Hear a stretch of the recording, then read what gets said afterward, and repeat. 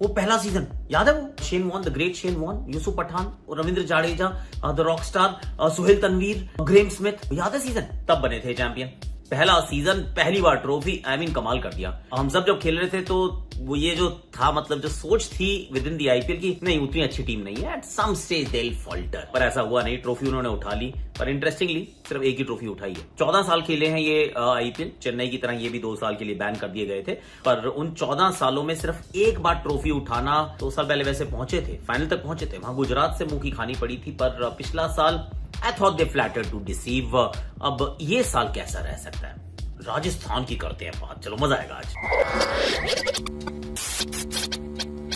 वो कहते हैं दाल बाटी चूरमा, राजस्थानी सूरमा। तो Chopra ji cricket Chaupal in association with Probo में आप सभी का हाथ जोड़ के स्वागत। मेरी ये जो लोकेशन थोड़ी इसलिए चेंज हो गई है क्योंकि होटल में हूँ और दिल्ली आ गया हूँ।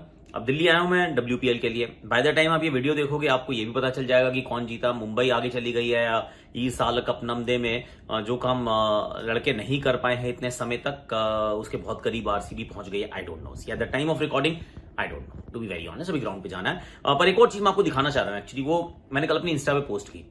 क्या गजब का टैलेंट है हमारे देश में यार।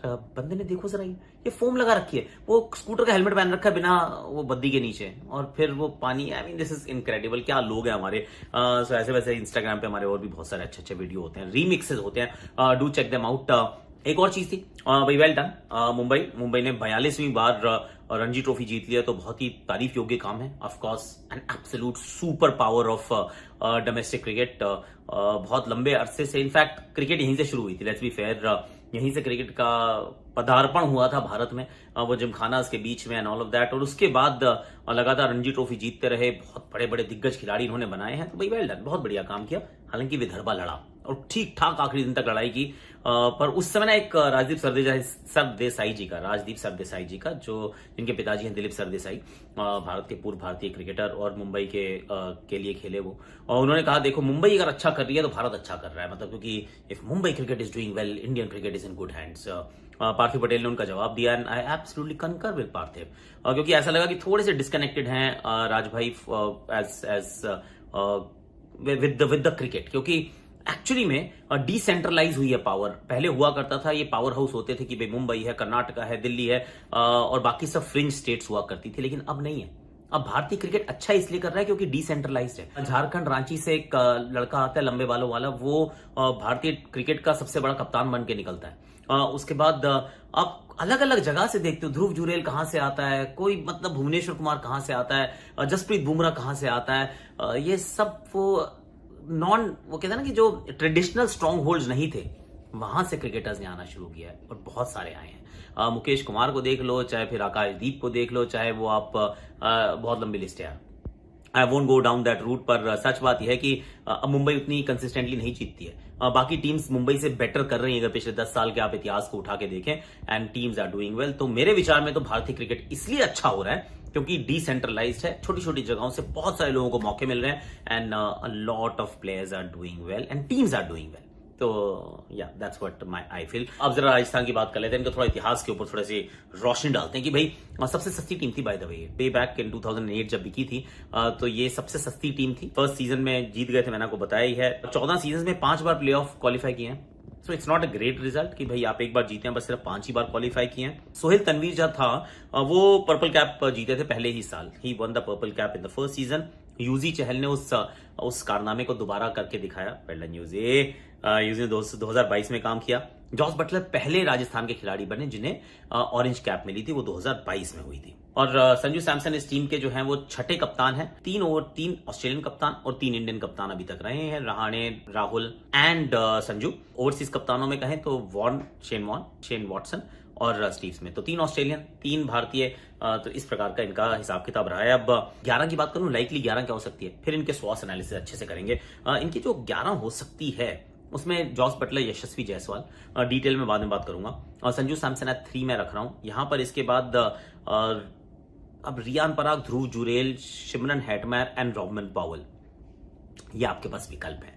अब अगर तो आप सिर्फ एक ही ओवरसीज बॉलर के साथ जाना चाहते हैं जो कि ट्रेंट बोल्ट / नांद्रे बर्गर हो सकते हैं, तो फिर आप रॉमन पावल, शिमरन हेटमायर और जॉस बटलर, ये 3 अपने ओवरसीज बल्लेबाजों के साथ खेल सकते हैं। संजू सैमसन, यशस्वी जायसवाल, ध्रुव जुरेल और रियान पराग, ये आपके 7 खिलाड़ी हो गए।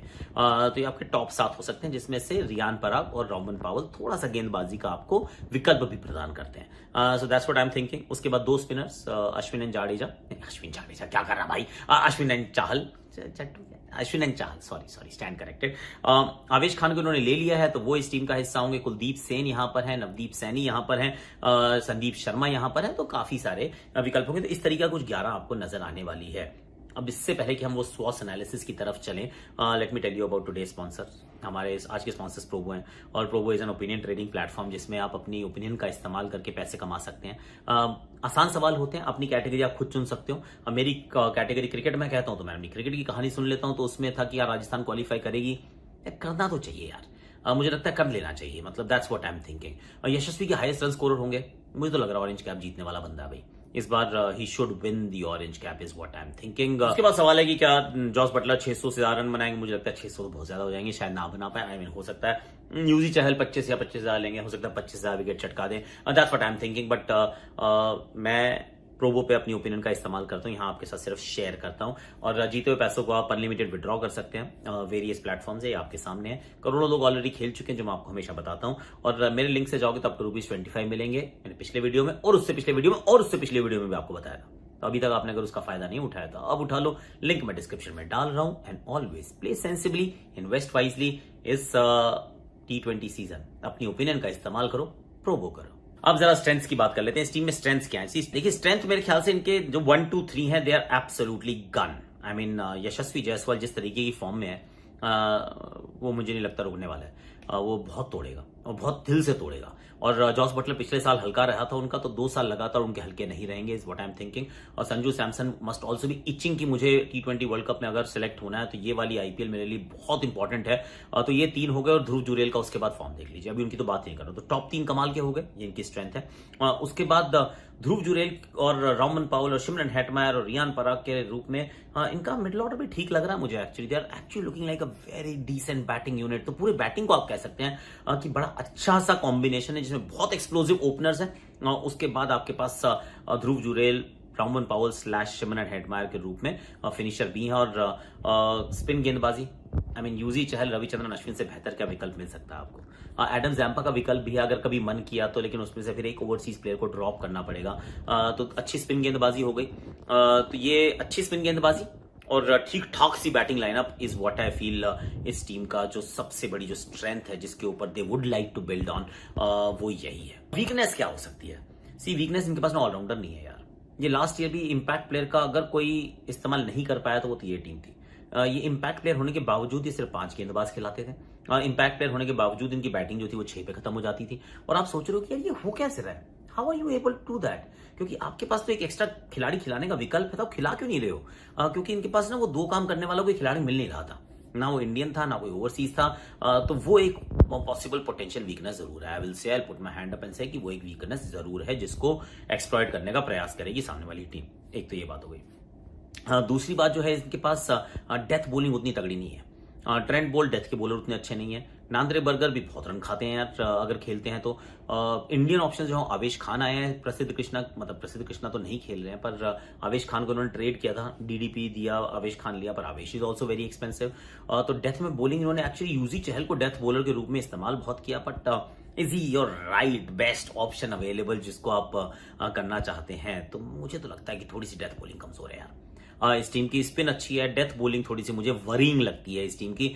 और वो जो बैलेंस जो ढूंढ रहे हैं कि भाई 7 बैटर खिलाओ, फिर भी 5 गेंदबाज होने चाहिए, तो वो एक बॉलर बैटर थोड़ी सी बॉलिंग करता हो, वो वाला काम ये पिछले साल नहीं करवा पा रहे थे। इस साल क्या करवा पाएंगे?